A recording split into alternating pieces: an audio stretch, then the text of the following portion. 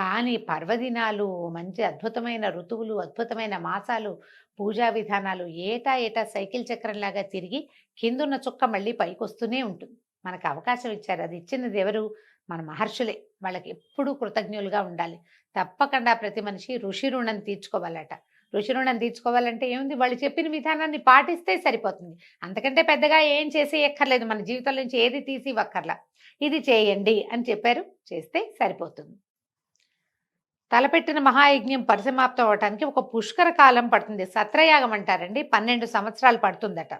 ఈ యజ్ఞము నిర్విఘ్నంగా కొనసాగటం కోసం నైమిషారణ్యంలోని గోమతి నదీ తీర ప్రాంతాన్ని యజ్ఞస్థలంగా ఎంచుకొని ఒక శుభముహూర్తంలో మహాయజ్ఞాన్ని ప్రారంభించారు. ఆ యజ్ఞాన్ని చూసి తరించాలని భరతఖండంలోని నలుదిక్కుల నుంచి తపోధనులు ఎందరో వచ్చి యజ్ఞశాల సమీపంలో నివాసం ఏర్పరచుకున్నారు.